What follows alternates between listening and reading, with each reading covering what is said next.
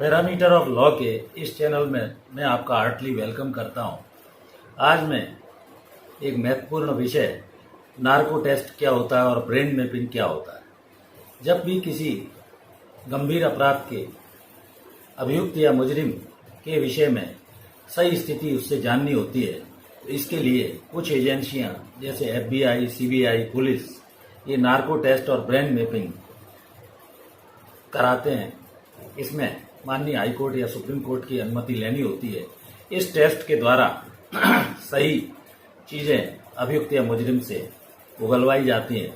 ये यद्यपि आर्टिकल 21 का इंडियन कॉन्स्टिट्यूशन का life and personal liberty of the person का वायोलेशन माना गया है, लेकिन माननीय उच्च न्यायालय और माननीय सुप्रीम कोर्ट की अनुमति के बाद इस टेस्ट को FBI, CBI, पुलिस तथा अन्य सरकारी एजेंसियां कई बार प्रयोग में लाती है। प्रायर परमिशन जरूरी है और उस व्यक्ति की सहमति भी जरूरी होती है जिसका कि नार्को टेस्ट किया जाना है। अब मैं बतलाता हूं कि ये नार्को टेस्ट होता क्या है, कैसे किया जाता है, नार्को टेस्ट और कब किया जाता है। किसी भी अभियुक्त का नार्को टेस्ट करने के लिए सबसे पहले, जैसा कि मैंने बतलाया, हाई कोर्ट या सुप्रीम कोर्ट की प्रायर परमिशन लेना आवश्यक होती है और इसमें उस व्यक्ति को एक इंजेक्शन देकर सेमी कॉन्शियस या आधे बेहोश स्थिति में लाया जाता है। उसने जो कुछ भी पहले देखा है, सुना है, जिससे वह झूठ ना बोले, क्योंकि झूठ बोलने में दिमाग का इस्तेमाल होता है और व्यक्ति जानबूझकर, सोच समझकर, कपोलकल्पित दिमाग में धारणाएं लाकर जानबूझकर झूठ बोलता है। इसमें सोडियम, पेंथेनॉल आदि वाइट्रेट्स दवाओं का इस्तेमाल किया जाता है और जानबूझकर व्यक्ति झूठ ना बोल पाए इसके लिए उस अभियुक्त की एज देखी जाती है, क्या है उसकी हेल्थ कंडीशन, क्या है उसका स्वास्थ्य कैसा है, इन सब बातों पर विचार किया जाता है। इसमें एक होता है पॉलीग्राफिक टेस्ट और दूसरा होता है ब्रेन मैपिंग। तो इसमें इस पॉलीग्राफिक टेस्ट को करने के पहले अभियुक्त की आयु देखी जाती है, उसकी पल्स रेट क्या है, ब्लड प्रेशर क्या है, हार्ट की क्या कंडीशन है, क्योंकि ये जो बेहोशी की दवाई हैं कई बार एक्सेप्शनली अपवाद स्वरूप किसी अभियुक्त की उसे देने से मृत्यु भी हो सकती है।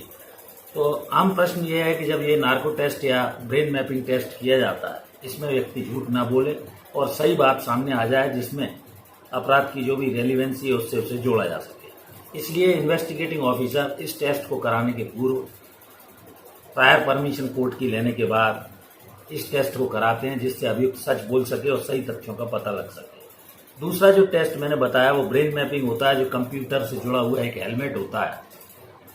इसका सेंसस 1962 में एक बार किया गया था। झूठ का इसमें प्रतिशत ज्यादा 5 से 10% रहता है, सत्य बात सामने आ ही जाती है। इसमें कंप्यूटर से जुड़े हेलमेट को पहनाने के बाद ब्रेन मैपिंग में उसे विभिन्न प्रकार की आवाजें सुनाई जाती हैं और जबकि narco test section 29 Indian evidence act के तहत एडमिसिबल इन एविडेंस माना गया है। ये सब्सटेंटिव एविडेंस नहीं है, लेकिन कोरेबोरेटिव यानी समकक्ष दूसरी साक्ष्य से इसे कोरेबोरेट कराया जा सकता है न्यायालय के समक्ष। इसमें इंट्रावीनस इंजेक्शन दिया जाता है सोडियम का, पेंथेनॉल का, एथेनॉल का, सोडियम एमेथॉल, ये सब चीजें देकर उसे आधा बेहोश किया जाता है जिससे वो सही तथ्य इन्वेस्टिगेशन के दौरान जो भी घटना घटित हुई है वो आधी बेहोशी हालत में बताए। कई अभियुक्त इसमें बड़े बदमाश होते हैं, वो ये सब होने के बाद भी उनको किसी तरह का अभ्यास रहता है तो वो जानबूझकर झूठ बोलते हैं। इंट्रावीनस बार्बिट्रस दवाई भी इसमें दी जाती है और खुद को अभियुक्त सही तथ्यों को बताए, इसलिए इन परीक्षणों को नार्को टेस्ट या ब्रेन मैपिंग को कराया जाता है।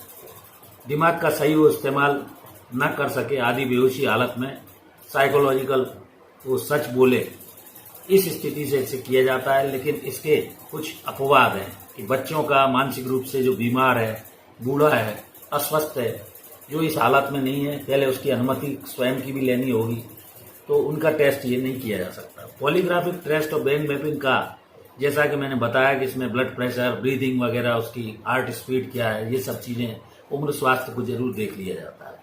उसमें मशीन से जोड़ने के बाद उससे उसका नाम, परिवार का कौन कौन सदस्य हैं, जनरल इंफॉर्मेशन कलेक्ट की जाती है, उसका पता पूछा जाता है, वो कहाँ निवास करता है, दवाई की डोज देकर जानबूझकर वो झूठे सवाल उससे किए जाते हैं।